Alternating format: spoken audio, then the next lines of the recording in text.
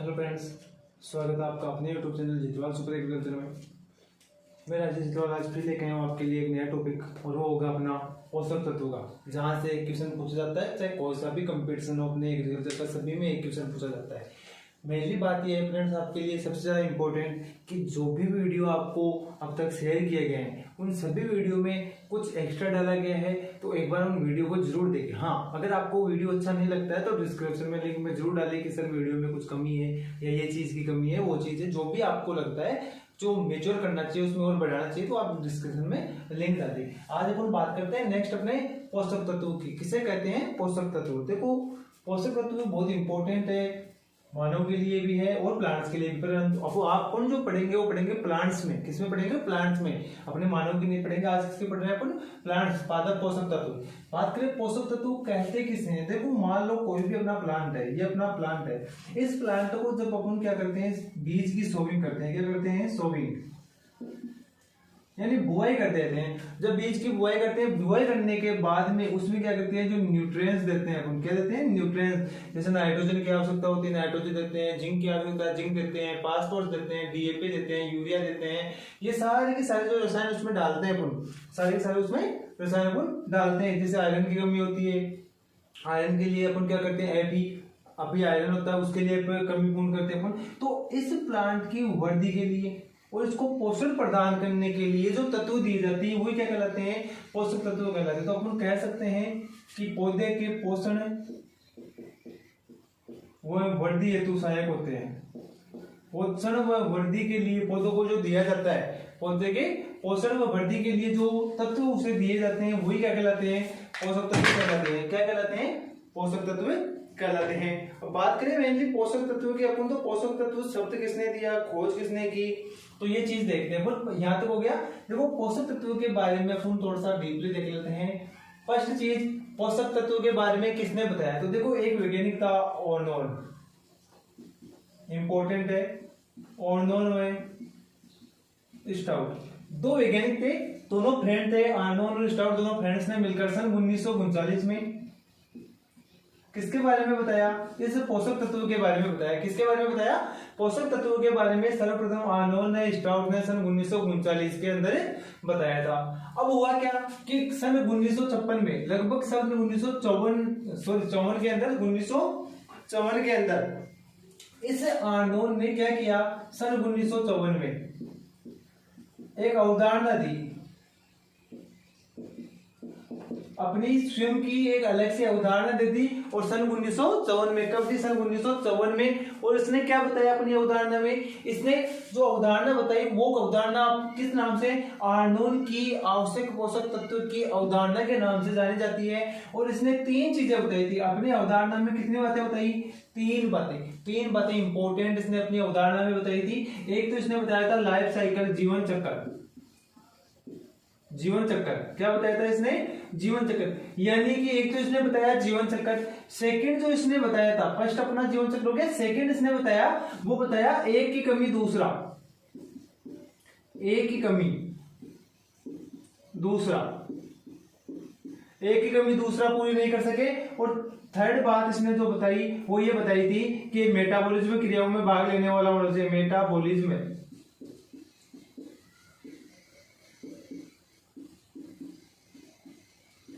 क्रियाओं में सीधा भाग ले।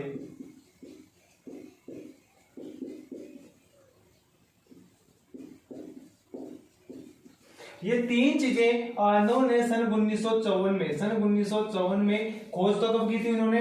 39 में की थी। और सन 1954 में आर्नोल्ड ने आवश्यक पोषक तत्वों की अवधारणा दी थी, स्वयं की अपनी खुद की आवश्यक पोषक तत्वों की अवधारणा दी। और उसमें क्या बताया? इसने तीन बातें बताई पोषक तत्वों के लिए। एक बताया उसने जीवन चक्र, यानी मान लो अपना ये कोई भी प्लांट है, ऐसे प्लांट जैसे मान लो अपना ये कोई भी प्लांट है, अगर जीवन चक्र यानी इस पौधे के जीवन चक्र में, यानी इसकी बुआई से लेकर कटाई के मध्य जितनी भी इसकी आवश्यकताएं होती है, उनमें अगर कोई न्यूट्रिएंट्स काम आ रहा है, अगर मान लो नाइट्रोजन है, वो उसके बुआई से लेकर कटाई के मध्य तक उसमें काम आता है, उसके जीवन चक्र में काम में आता है, तो नाइट्रोजन क्या है? पोषक तत्व, अन्यथा पोषक तत्व नहीं है। ये किसने कहा? आर्नोल्ड ने कहा। कब कहा? 1954 में। दूसरी रही इसने कि मान लो अगर उसमें कमी है नाइट्रोजन की, अगर उस पौधे में नाइट्रोजन की कमी है, नाइट्रोजन की कमी है, परंतु अगर उसमें अपन पोटेशियम देते हैं और ये पोटेशियम इस नाइट्रोजन की कमी पूर्ण कर देता है तो नाइट्रोजन पोषक तत्व नहीं होगा। पोषक तत्व कब होगा नाइट्रोजन? जब उसकी कमी दूसरा पूरी नहीं कर सकता हो, यानी एक की कमी दूसरा कभी पूरी नहीं करे तो वो पोषक तत्व है, और अगर दूसरा उसकी कमी पूर्ण कर देता है तो वो क्या कहलाएगा? पोषक तत्व नहीं कहलाता है। अगर नाइट्रोजन की आवश्यकता है तो उस फसल में नाइट्रोजन ही देना पड़ेगा। अगर नाइट्रोजन की कमी को दूसरा पूरा करता है तो नाइट्रोजन वहां पर पोषक तत्व नहीं होगा। ये किसने बताया? आर्नोन ने, कि एक पोषक तत्व की कमी दूसरा कभी भी पूरी नहीं कर सके। मेटाबॉलिज्म क्रियाओं में सीधा, जैसे अपने श्वसन, उत्सर्जन, वाष्पोत्सर्जन, इन क्रियाओं में सीधा भाग लेने वाला होना चाहिए। ऐसा नहीं हो कि भाग ही नहीं ले तो नाइट्रोजन की आप ही आयरन की आवश्यकता हो, आयरन कहीं अलग ही रहे, बिल्कुल कोई मतलब नहीं हो आयरन को, तो आयरन फिर पोषक तत्व नहीं माना जाएगा। यानी ये तीनों काम अगर करता है तो ही पोषक तत्व है। यानी पौधे के जीवन चक्र में भाग लेना चाहिए, उसके अंदर एक की कमी दूसरा पूरी नहीं कर सके, और तीसरी चीज अपनी मेटाबॉलिज्म क्रियाओं में भाग लेने वाला होना चाहिए। ये बात किसने बता दी थी? आर्नोन ने। कब बताई? 1954 में। और किस नाम से जाना जाता है? आर्नोन की आवश्यक पोषक तत्व की अवधारणा। यहाँ पर जब आर्नोन की बात करते हैं तो आर्नोन ने जो पोषक तत्व बताए थे वो कितने बताए थे? 16। आर्नोन के अनुसार पोषक तत्वों की संख्या कितनी है भाई? 16 है। कितनी है? 16 है। परंतु पौधों के लिए बात करते हैं अपन, किसके लिए बात करते हैं? पौधों के लिए। तो पौधों के लिए जो पोषक तत्वों की संख्या होती है वो पौधों के लिए कितनी होती है? 17। कितनी होती है? 17। पौधों के लिए 17 याद रखनी है अपन को। और 17वां, यहाँ देखो आर्नोन ने तो कितने बताए? 16। आर्नोन के हिसाब से तो 16 है पोषक तत्वों की संख्या, परंतु पौधों के लिए कितने हैं? 17। तो 17वां जो पोषक तत्व था वो कौन सा है? निकिल है। कौन सा है? निकिल था। और इस निकिल की खोज की थी वो की थी ब्राउन ने। किसने की थी? ब्राउन ने। और इस ब्राउन ने इसको खोजा किसमें था? धान के अंदर। किसमें देखा गया? धान में देखा। और धान में कब देखा था इसको? 1987 में देखा था। 1987 में इसे धान की फसल में देखा गया। सर्वप्रथम किसको? निकिल को देखा गया। किसको देखा गया? निकिल को धान की फसल के अंदर सन 1987 में ब्राउन नामक वैज्ञानिक ने देखा। तो पौधों के लिए आवश्यक कितने हो गए अभी? 17। पौधों के लिए कितने हो गए? 17। 17वां कौन सा हो गया? निकिल। मतलब कि आर्नोन के हिसाब से कितने हैं? 16। अब अपन को क्या करते हैं? कभी कभी क्वेश्चन पूछता है कुल पोषक तत्व कितने हैं, टोटल न्यूट्रिएंट्स कितने हैं। टोटल न्यूट्रिएंट्स की बात आती है तो टोटल होते हैं 21। कितने होते हैं? 21 पोषक तत्व होते हैं। तो बच गए देखो 17 के बाद में अपने 4। तो 4 जो होते हैं वो अपने होते हैं कार्यशील। 4 जो होते हैं वो होते हैं कार्यशील, वर्किंग न्यूट्रिएंट्स। वर्किंग न्यूट्रिएंट्स कितने होते हैं भाई? 4 होते हैं कितने होते हैं वर्किंग न्यूट्रिएंट्स? 4 न्यूट्रिएंट्स होते हैं जो वर्किंग होते हैं अपने। अब देखो ये 4 जो वर्किंग न्यूट्रिएंट्स है वो कौन कौन से हैं? कोबाल्ट, सोडियम, वेनेडियम और सिलिकॉन। ये 4 ऐसे हैं जो वर्किंग कार्यशील न्यूट्रिएंट्स पोषक तत्वों के रूप में जाने जाते हैं। इनकी खोज, जो कार्यशील पोषक तत्व है इसकी खोज की बात करें तो इसकी खोज की थी निकोलस ने। किसने की थी? निकोलस ने की थी। और सन 1961 के अंदर की थी। सन 1961 में निकोलस ने इनकी खोज की। तो पोषक तत्व की बात करें तो टोटल पोषक तत्व की बात करते हैं तो 21 है। कितने हैं? 21 है। कार्यशील की बात करते हैं तो कितने हैं? 4 है। कितने हैं कार्यशील पोषक तत्व? कितने हैं भाई? 4 होते हैं। आर्नोन के हिसाब से टोटल कितने होते हैं? 16। अगर बात करें पौधों के लिए कितने होते हैं, प्लांट्स के लिए कितने होते हैं? 17। 17वां कौन सा है? निकिल। निकिल की खोज ब्राउन ने किसने? धान में। और धान में कब की? 1987 में। कार्यशील कौन से? 4, कोबाल्ट, सोडियम, वेनेडियम और सिलिकॉन। चारों की खोज किसने की? निकोलस ने। कब की? 1961 में की। तो ये अपन को ध्यान में रखना है कि पोषक तत्व कौन कौन से होते हैं, इनकी खोज किसने की। अब हुआ क्या कि जो आर्नोन था उसमें पोषक तत्वों का वर्गीकरण अलग अलग हिसाब से वर्गीकरण हुआ था। तो बात करते हैं पोषक तत्वों का वर्गीकरण। आवश्यक पोषक तत्व का वर्गीकरण की बात करते हैं। वर्गीकरण नेक्स्ट अपन बात करते हैं वर्गीकरण। देखो वर्गीकरण की बात करें तो एक तो होता है मुख्य, जिसे मेजर भी बोलते हैं। एक होता है सूक्ष्म, एक कौन सा होता है अपना सूक्ष्म होता है और एक होता है अपना मुख्य होता है। अब देखो बात करते हैं अपन मुख्य पोषक तत्व या मेजर, जो यानी बहुत ज्यादा मुख्य होते हैं, वे पोषक तत्व जिनकी पौधों को आवश्यकता होती है वो 1 ppm से ज्यादा होती है। वे पोषक तत्व जिनको पौधों को जिनकी आवश्यकता 1 ppm से ज्यादा आवश्यकता होती है, वो कौन से होते हैं मुख्य। अब देखो मुख्य जो पोषक तत्व होते हैं उनको 3 भागों में विभाजित किया गया है। कितने भागों में? 3 भागों में विभाजित किया गया। एक तो संरचनात्मक जो स्ट्रक्चर होते हैं, संरचना बनाने वाले। सेकंड होते हैं वो अपने कौन से होते हैं अपने प्राथमिक, प्राइमरी या प्राथमिक। एक होते हैं द्वितीयक सेकेंडरी, द्वितीयक या सेकेंडरी, प्राथमिक प्राइमरी और संरचनात्मक स्ट्रक्चर। अब यहां ध्यान रखना है कभी कभी वो द्वितीयक नहीं देकर यहां पर देता है गौण। कौन से देते हैं? गौण पोषक तत्व लिखा हुआ आ जाता है। बात करें संरचनात्मक कौन से होते हैं, तो देखो एक तो कार्बन, एक हाइड्रोजन और एक ऑक्सीजन, तीनों संरचनात्मक होते हैं। प्राथमिक कौन कौन से होते हैं? नाइट्रोजन, फास्फोरस और पोटेशियम। और द्वितीय कौन सा होता है? वो होता है कैल्शियम, मैग्नीशियम और सल्फर। यहां से इंपॉर्टेंट है भाई, यहां से क्वेश्चन पूछता है, इनमें से क्वेश्चन पूछता है अपन को। और कंफ्यूजन होता है, सीधा सा कंफ्यूजन होता है अपने यहाँ पर कैल्शियम में और सल्फर में, इनमें सीधा सीधा कंफ्यूजन होता है। कहाँ क्या होता है? क्योंकि वो पूछता है निम्न में से द्वितीय पोषक तत्वों का उदाहरण है, तो ध्यान रखना है कैल्शियम, मैग्नीशियम और सल्फर कैसे होते हैं? द्वितीय क्या गौण होते हैं। एनपीके प्राथमिक होते हैं, सीएचओ कौन से होते हैं? संरचनात्मक होते हैं। या मुख्य के रूप में पूछे तो ये 9 कैसे होते हैं? मुख्य पोषक तत्व होते हैं। बात करते हैं सूक्ष्म पोषक तत्व की, तो सूक्ष्म पोषक तत्व कौन कौन से होते हैं अपने? तो सूक्ष्म पोषक तत्व कौन कौन से हो जाएंगे भाई अपने? देखो सूक्ष्म वे पोषक तत्व जिनकी आवश्यकता 1 ppm से कम होती है। पौधों को जिनकी आवश्यकता क्या हो? 1 ppm से कम होती है। कौन कौन से होते हैं भाई ये? देखो एक तो Mn, एक Ap, एक Cl, Cu, MO, एक निकेल और बोरोन। ये सात पोषक तत्व कौन से होते हैं अपने? सूक्ष्म पोषक तत्व होते हैं। कौन से होते हैं? सूक्ष्म पोषक तत्व। Mn हो जाएगा अपना, Mn हो गया, MO हो गया। इसके अलावा देखो हाँ एक अपना रह जाता है जिंक, ध्यान रखना है जिंक का भी, क्योंकि अब देखो अपने बात की थी थोड़ी देर पहले कि टोटल 21 होते हैं। कितने होते हैं? 21 होते हैं। 8 ये और 9 ये, 8 ये और 9 ये, तो कितने हो गए मुख्य? 17। मोस्टली कितने हो गए? 9 + 8, 9 तो ये हो गए अपने वाले, और ये कितने हो गए? 8 हो गए। तो पौधों के लिए आपसे कितने हो गए? 17। पौधों के लिए कितने हो गए? 17। और 4 जो अपने पढ़े थे कार्यशील, टोटल कितने हो गए? 21। तो वर्गीकरण की बात करें तो वर्गीकरण अपन करेंगे वो 2 आधार पर करते हैं। एक तो कौन से पे?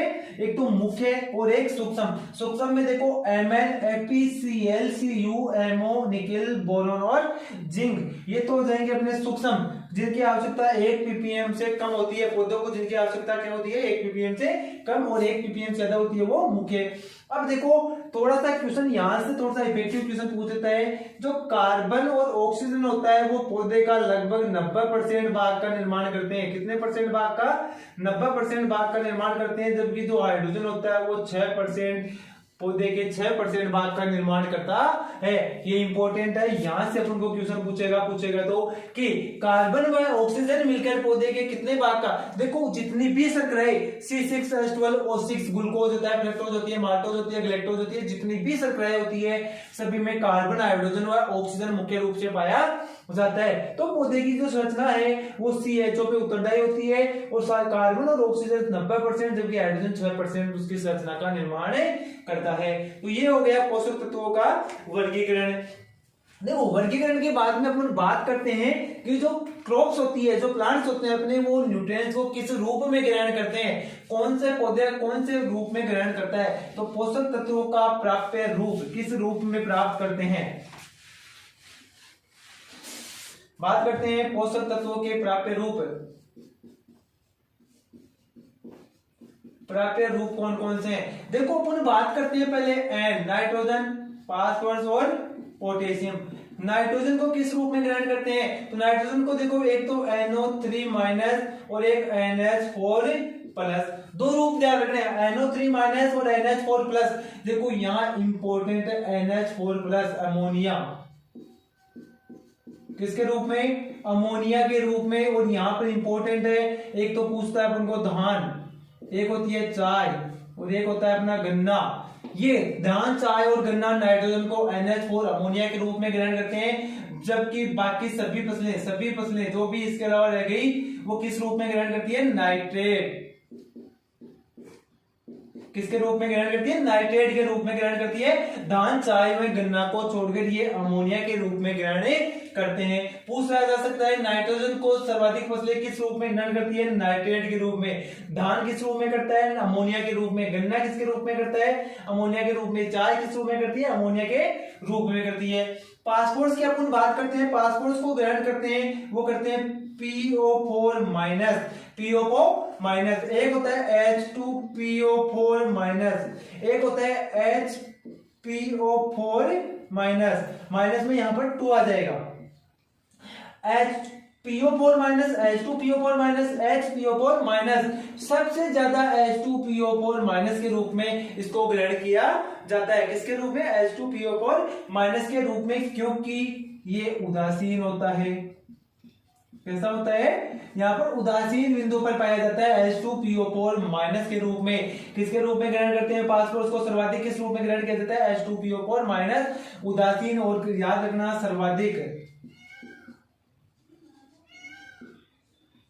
सर्वाधिक ग्रहण करते हैं। बात करें पोटेशियम की, तो पोटेशियम को K प्लस के रूप में ग्रहण करते हैं। किस रूप में? K plus. अब देखो यहां से क्वेश्चन बनता है, यह आपने देखा था NPK मुख्य पोषक तत्व होते हैं, तो यहां ध्यान रखना मुख्य पोषक तत्व में वह पोषक तत्व जिसे असंयुक्त रूप से ग्रहण किया जाता है। तो ध्यान रखना इसको असंयुक्त रूप से। देखो यहां पर संयुक्त रूप से लेते हैं, परंतु इसको असंयुक्त रूप से ग्रहण करते हैं। तो किस रूप से लेते हैं इसको? असंयुक्त रूप से ग्रहण किया जाता है। ये इंपॉर्टेंट है। नेक्स्ट बात करते हैं अपन अपना कैल्शियम, मैग्नीशियम और सल्फर की। कैल्शियम को किस रूप में ग्रहण करेंगे? मैग्नीशियम को किस रूप में करेंगे? तो कैल्शियम को करते हैं, वो करते हैं Ca प्लस, Ca2 प्लस आ जाएगा, सॉरी Ca2 प्लस। मैग्नीशियम को Mg2 प्लस। और सल्फर की बात करें तो SO3 माइनस और SO4 माइनस। किस रूप में? SO3 माइनस और SO4 माइनस के रूप में प्लांट्स के द्वारा इसको ग्रहण किया जाता है। अगर बात करें तो यहां से एक क्वेश्चन बनता है किसको संयुक्त रूप से, तो यहां पर अपना इंपॉर्टेंट है वह सल्फर। कौन सा है? सल्फर। ध्यान रखना संयुक्त रूप से। कौन सा? वह द्वितीयक पोषक तत्व जिसे संयुक्त रूप से ग्रहण किया जाता है? सल्फर। वह प्राइमरी पोषक तत्व जिसे असंयुक्त रूप से ग्रहण किया जाता है? अपना पोटेशियम।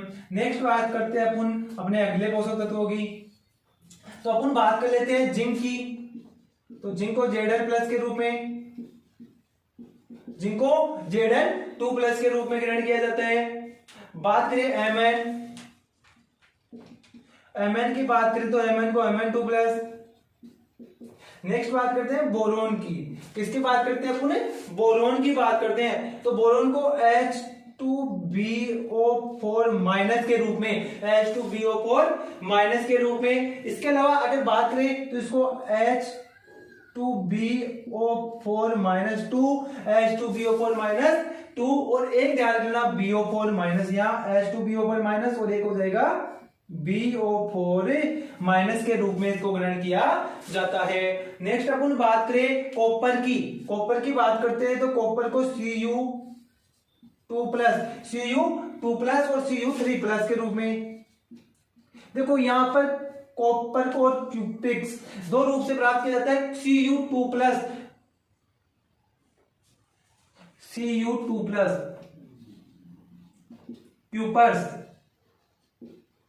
क्यूपर्स के रूप में ग्रहण किया जाता है। और यहां पर Cu3 प्लस क्यूप्रिक के रूप में, किसके रूप में? क्यूप्रिक के रूप में Cu3 प्लस और क्यूपर्स के रूप में Cu2 प्लस पे ग्रहण किया जाता है। बात करें नेक्स्ट मोलिब्डेनम की, इसको क्या जाता है? MO O4 माइनस के रूप में, MO O4 माइनस के रूप में, क्लोरीन की Cl माइनस, क्लोरीन को किस रूप में ग्रहण करेंगे, Cl माइनस के रूप में, निकिल Na माइनस के रूप में, निकिल को किस रूप में ग्रहण करेंगे, Na माइनस के रूप में। ये तो हो गए अपने नॉर्मली जितने भी पोषक तत्व थे वो सारे के सारे। अपना रह गया Fe2 प्लस और Fe3 प्लस, Fe2 प्लस और Fe3 प्लस। यहां पर देखो Fe2 प्लस के रूप में इसको ग्रहण करते हैं, Fe2 प्लस के रूप में इसको ग्रहण करते हैं तो अपन फेरस, यहां पर Fe2 प्लस के रूप में जब भी इसको ग्रहण करेंगे तो फेरस के रूप में इसको लेते हैं, जबकि यहां पे फेरिक Fe3 प्लस के रूप में लेंगे तो किस रूप में लेंगे, इसको फेरिक के रूप में लेते हैं। इसके बाद में अपन बात करते हैं अपने कार्बन, हाइड्रोजन और ऑक्सीजन CHO।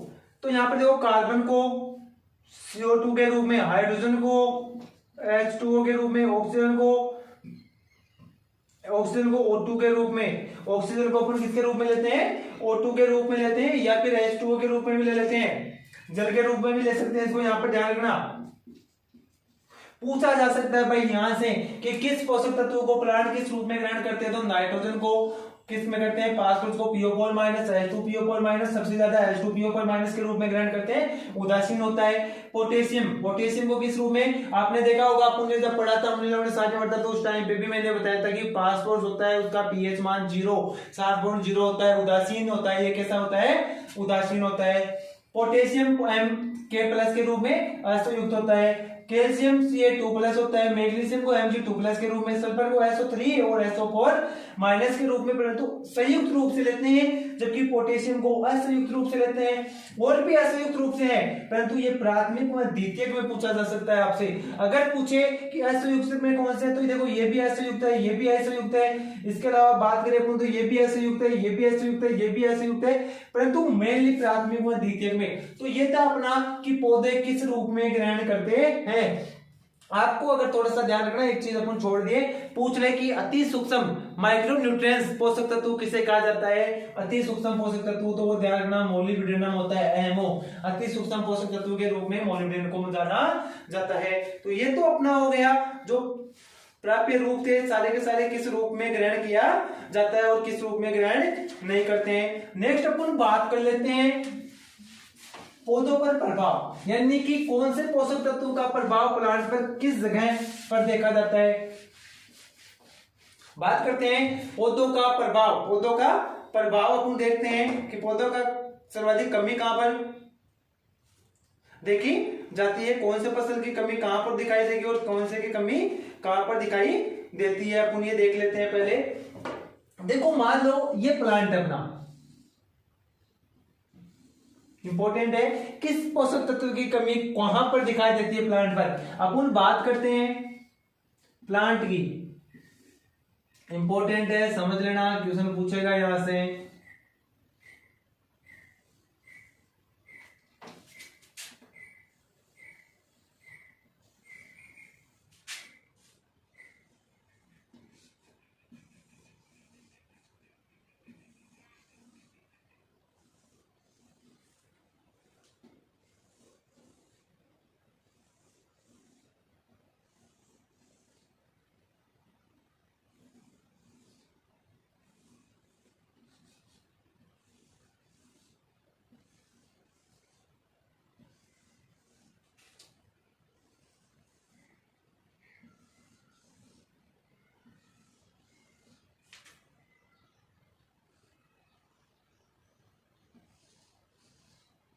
मान लो ये अपना प्लांट है, कोई भी एक प्लांट होता है। अब इसमें देखो स्टार्टिंग, ये अपना प्लांट है, इसमें ये इसकी क्या हो जाएगी, रूट्स, जड़ें हो जाएगी, ये स्टेम हो गया, स्टेम पे लीव्स हो गई, अपनी पत्तियां हो गई। अब देखो इस पौधे पर अपन प्रभाव की बात करेंगे कि कौन से पोषक तत्वों की कहां कमी, अगर कलिकाओं पे कौन सा होता है, नीचे कौन सा होता है। तो देखो अपन बात करते हैं इस प्लांट में, अपन इसको डिवाइडेशन कर लेते हैं। ये डिवाइडेशन अपन एक बार कर लेते हैं कि ये अपना नीचे वाला पार्ट है, कौन सा है, नीचे वाला पुराना पार्ट है पौधे का। अपन इसके ऊपर जो ये हो गया, ये अपना कौन सा हो गया, न्यू वाला पार्ट हो गया। कौन सा पार्ट हो गया, न्यू वाला पार्ट हो गया। तो अपन ये बात करते हैं कि ये वाला जो अपना ये जो पार्टीशन है, ये पार्टीशन कौन सा है, पुरानी पत्तियां,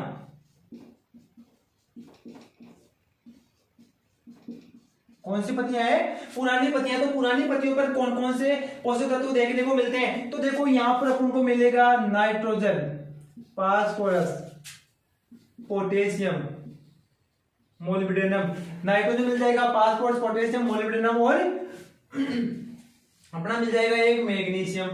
ये चारों 500 पोषक तत्व, चारों पोषक तत्व एनपीके, एमओ और एमजी, एनपीके, एमओ और एमजी।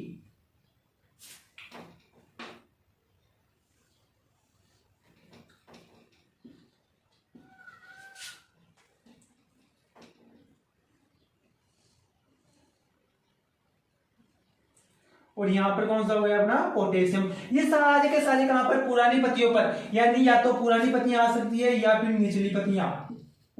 देखो सीधा सा है, पूछ ले जाए फास्फोरस या पोटेशियम के लिए कि पोटेशियम का प्रभाव पौधे पर दिखाई देता है।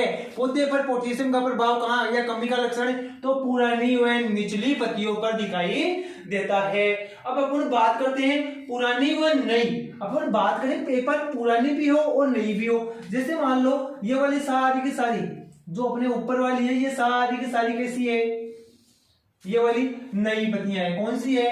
नई पत्तियां है। इन नई पत्तियों पर कौन कौन, पहले बात कर ले कि जो नई पत्तियां हैं उन नई पत्तियों पर कौन कौन से पोषक तत्व दिखाई देते हैं। तो देखो नई पत्तियों पर दिखाई देगा एक तो सल्फर, एक देगा क्लोरीन अपन को, एक देगा कॉपर, अपना sulphur, chlorine, copper, MN, nickel, MN आ जाएगा, निकिल दिखाई दे देगा, एमएन और निकिल। इसके अलावा अपना आयरन, एफ भी आ जाएगा। ये सारे के सारे कहां पर दिखाई देंगे अपन को? नई पत्तियों पर। कौन सी पत्तियों पर देंगे? नई पत्तियों पर दिखाई देते हैं। अब अगर बात कर ले अपन तो इस नई पे भी दिखाई दे और इस पुरानी पे भी दिखाई दे, इस नई पे भी और इस पुरानी पे भी, तो वो अपना इंपॉर्टेंट कौन सा हो जाएगा भाई? जिंक। ये क्वेश्चन पूछता है भाई अपन को उठा करके कि वह पोषक तत्व जो नई व पुरानी दोनों पत्तियों पर दिखाई दे, जिसकी कमी का लक्षण दिखाई दे, तो वो जिंक। नई पे बात करें तो सल्फर, क्लोरीन, कॉपर। यहाँ पर कॉपर होगा, मैंने 2 बार क्लोरीन लिख दिया। कॉपर, एमएन, निकिल और आयरन, ये सारे के सारे हो गए। और अपना जो जिंक हो गया वो कौन से पे? नई पे भी और पुरानी दोनों पर दिखाई देता है। अगर अब बात करें अपन अगर कलिकाओं की, अपन बात कर लेते हैं कि प्लांट्स में ये अगर कलिकाएं हैं। कौन सी? जैसे ये अगर कलिकाएं हैं या ये वाली अगर कलिकाएं हैं। अगर कलिका कौन सी है? ये अगर कलिका।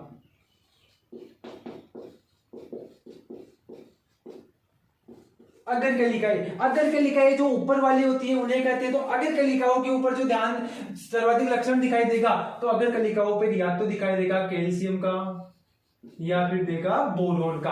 कैल्शियम व बोरोन का क्या देता है वहां पर ध्यान, वो अपन को लक्षण दिखाई प्रकट करेगा। अब ये हो गया अपना प्लांट के ऊपर इंपॉर्टेंट कि किस पोषक तत्व के लक्षण कहां पर दिखाई देते हैं और कहां पर दिखाई नहीं देते। यहीं पर अपन को एक चीज और ध्यान में रखनी है कि कौन से पोषक तत्व गतिशील होते हैं और कौन से अगतिशील होते हैं। पौधों में गतिशील, इन जो प्लांट्स होते हैं इस प्लांट में कौन कौन से पोषक तत्व गतिशील होंगे और कौन कौन से अगतिशील होते हैं, ये चीज अपन को देखनी है। तो देखो अपन ने देखा जो ये वाले होते हैं सारे के सारे एनपीके, एमजी और एमओ, ये सारे के सारे अति यानी बहुत ज्यादा गतिशील होते हैं। तो अपन कहेंगे तीव्र गतिशील।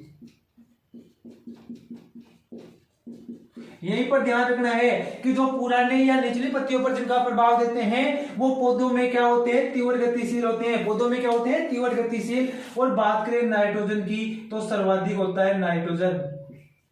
सर्वाधिक गतिशील कौन सा होता है? सर्वाधिक गतिशील कौन सा होता है? नाइट्रोजन होता है, जो पुरानी पत्तियों पर भी प्रभाव दिखाई देता है। और पौधों में सर्वाधिक गतिशील भी कौन सा होता है? नाइट्रोजन। और बात करें तो गतिशील फास्फोरस, पोटेशियम, मोलिब्डेनम और मैग्नीशियम, सारे के सारे क्या होते हैं? प्लांट्स के अंदर गतिशील पोषक तत्व होते हैं। इसके बाद में अपन बात करें मध्यम गतिशील कौन सा होगा?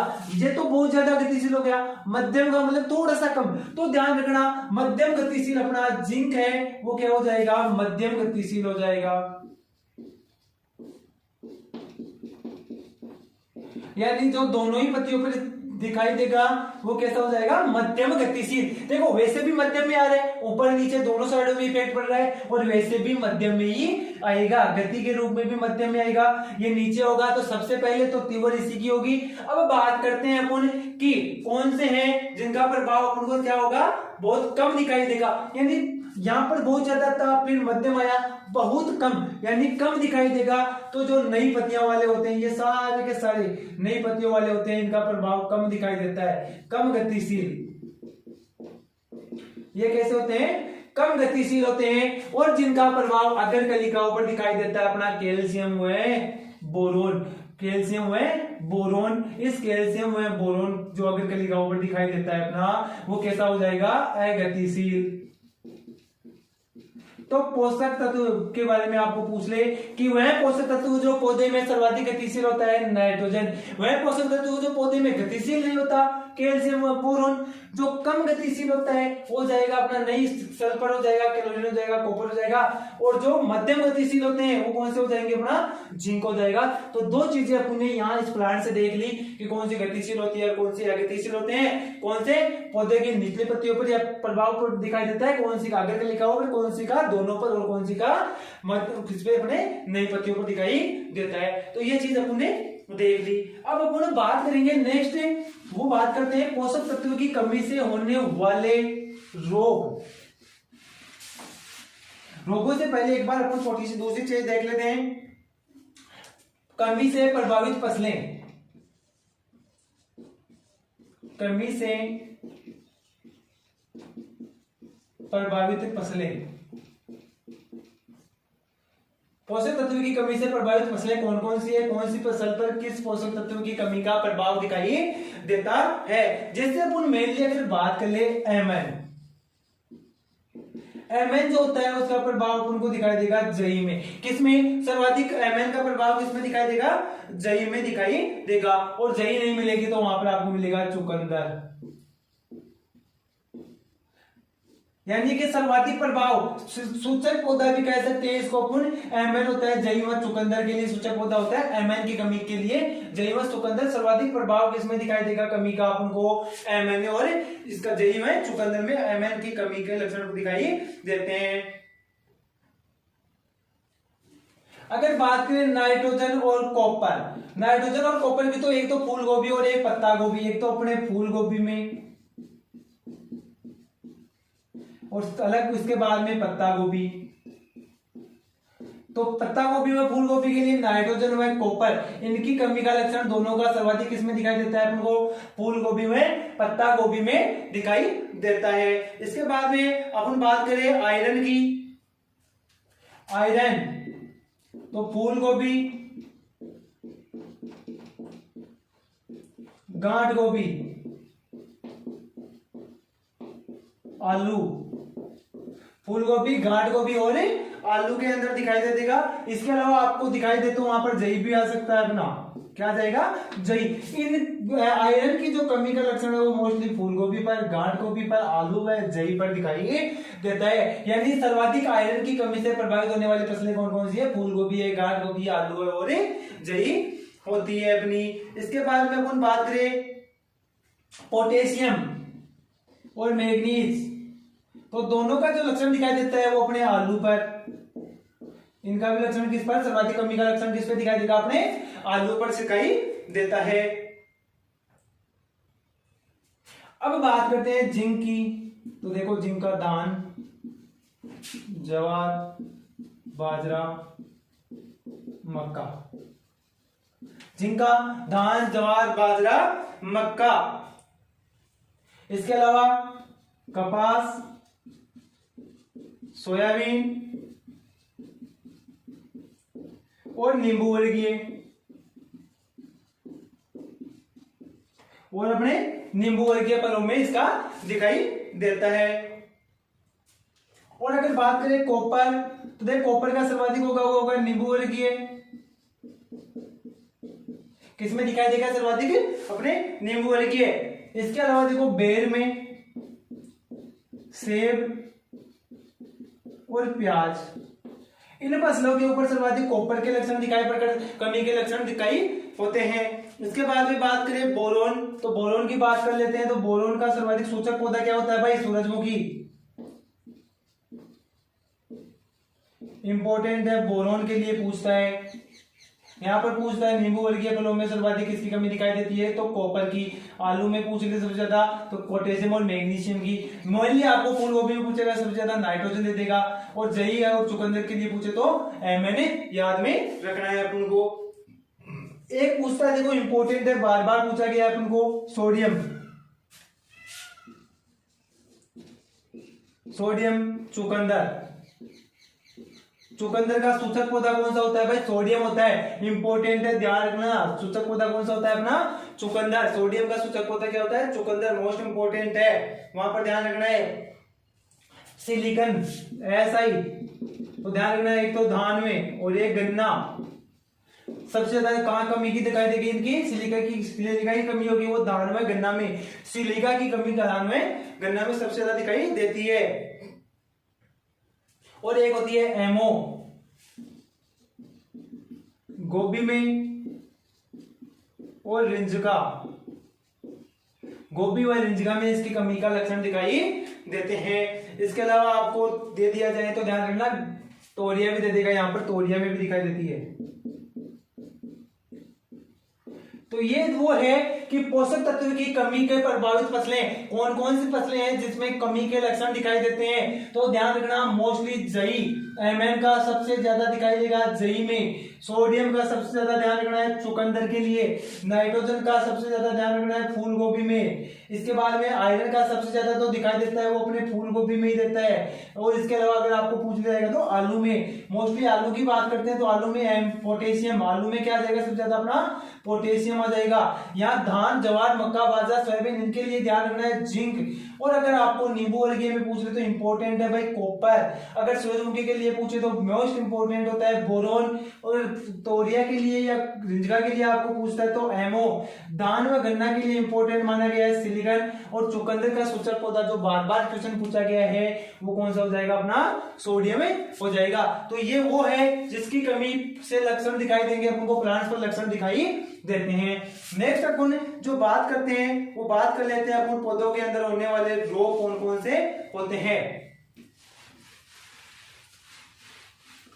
न्यूट्रिएंट्स की कमी से होने वाले रोग।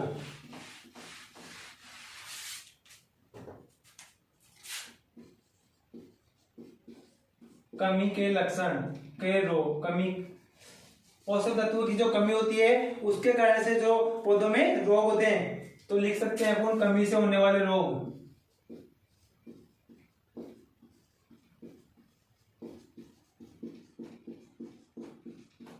इंपॉर्टेंट है भाई। फर्स्ट अपन बात करते हैं बोरोन। कमी से होने वाले रोगों में किसकी, बोरोन। फूल गोभी,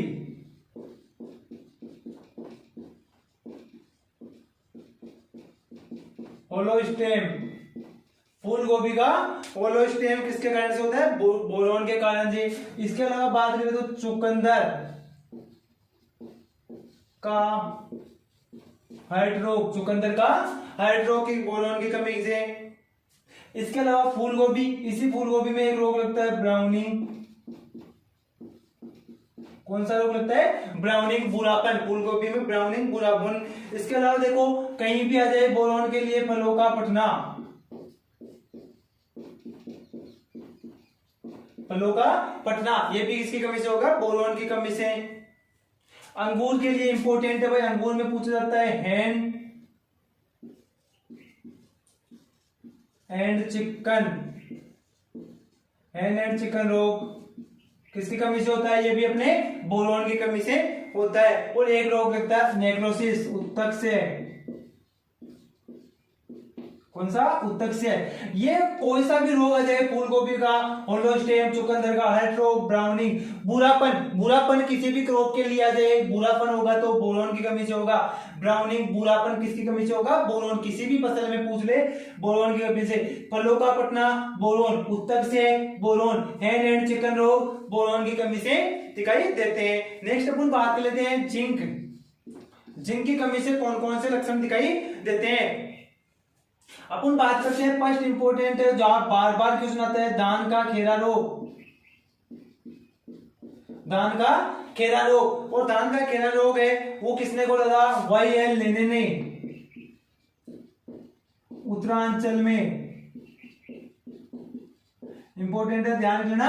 दान का जो केला रोग है ये कम से कम आज तक कोई 50 बार पूछ लिया गया है। हर कंपटीशन में पूछता है दान का केला रोग जिनकी कमी, दान का केला रोग जिनकी कमी। खोजा किसने? वाई लेने ने। कहां पर? उत्तरांचल के अंदर खोजा था। और धान का केला रोग जिनकी कमी से होता है। इसके अलावा बात करिए तो मक्का में सफेद कली का,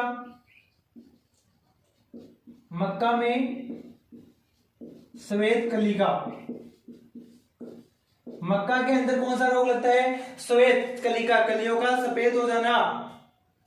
इसके बाद में बात करें तो अमरूद का ब्रोंजिंग, अमरूद का ब्रोंजिंग रोग भी किससे लगता है? अपने जिंक की कमी के कारण से लगता है। बात करें लिटिल लीफ,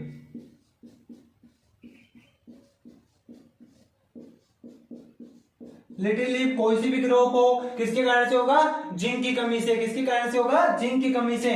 केवल नींबू वर्गीयों को छोड़कर, नींबू वर्गीय में सारे के सारे लक्षण दिखाई देते हैं वो कॉपर से दिखाई देते हैं। किससे दिखाई देते हैं? अपन को कॉपर से। मेनली यहाँ पर देखो लिटिल लीफ आपसे पूछ लेगा तो ध्यान देना, एक तो आम में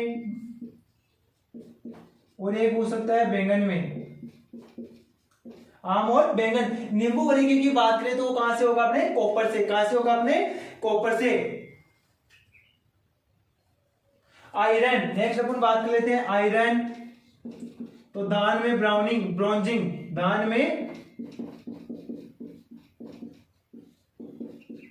दान का ब्रोंजिंग रोग होता है वो किसकी कमी से होता है? आयरन की कमी से। किसकी कमी से? आयरन की कमी से होता है। नेक्स्ट अपन जो बात करते हैं अपना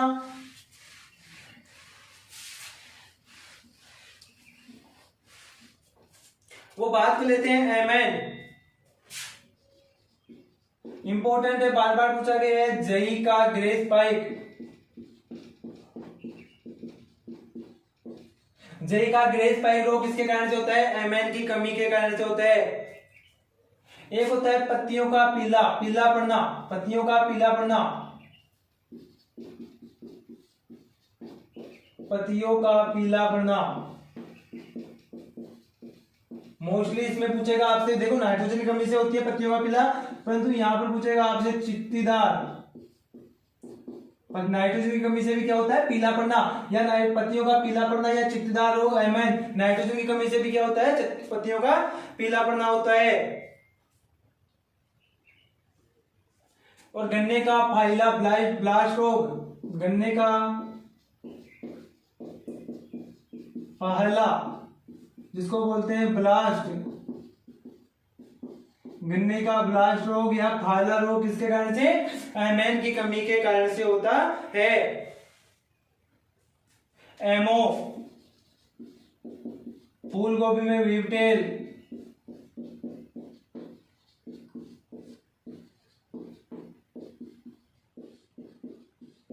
फूल गोभी का वीवटेल किसके कारण से होता है? मोलिब्डेनम के कारण से होता है। O2, O2 का पूछ ले तो आलू, आलू में ब्लैक हेड, आलू में ब्लैक हर्ट, यानी जो आलू होता है उसमें छोटे छोटे काले काले धब्बे हो जाते हैं, वही क्या कहलाता है? आलू का ब्लैक हर्ट रोग कहलाता है। बात करते हैं नेक्स्ट अपन कैल्शियम। देखो कैल्शियम सबसे ज्यादा इंपॉर्टेंट टमाटर के लिए पूछा था, प्लोसमैन रोग। कैल्शियम टमाटर का ब्लोसम एंड रॉट रोग, BER, ये किसकी कमी से होता है भाई? टमाटर में ब्लोसम एंड रॉट रोग कैल्शियम की कमी के कारण से दिखाई देता है। इसके अलावा गाजर का कैविटी स्पॉट, गाजर का कैविटी स्पॉट, ये भी किसके कारण से दिखाई देता है? अपने कैल्शियम की कमी के कारण से दिखाई देता है। मूंगफली में पॉपिंग, मूंगफली में पैकिंग, जो अपने सुइयां होती है वो सुइयां नहीं बनती, यानी पॉपिंग की क्रिया। मूंगफली में पॉपिंग, सुइयां नहीं बनना, यानी मूंगफली में सुइयों का नहीं बनना या पॉपिंग की क्रिया नहीं होना कैल्शियम की कमी के कारण से नहीं होता है। फास्फोरस इंपॉर्टेंट है, फास्फोरस के लिए पूछा जाता है सिकिल लीफ, द्रातिनुमी पत्तियां, सिकिल लीफ द्रातिनुमी पत्तियां किसकी कमी से होती है? फास्फोरस की। सिकिल लीफ द्रातिनुमी पत्तियां हो जाती है। एक पूछता है सल्फर, सल्फर के कारण हो जाता है टी येलो, चाय का पीलापन, टी येलो सल्फर की कमी से दिखाई देता है। तो ये अपने जो मेनली मोटे मोटे जो अपने कमी के लक्षण दिखाई देते हैं, कौन से के कारण से कौन सी कमी का लक्षण दिखाई देता है, वो सारे के सारे अपने हो गए। इसके अलावा कुछ और भी रह गए, तो अपन साथ में जब क्रॉस पढ़ेंगे, जब अपन पोषक तत्व पढ़ेंगे कि नाइट्रोजन क्या है, नाइट्रोजन फास्फोरस क्या होता है, तो उनके साथ में कुछ बच गए जो और देख लेंगे। तो फ्रेंड आज के लिए इतना ही, नेक्स्ट टॉपिक देखेंगे अपन कल।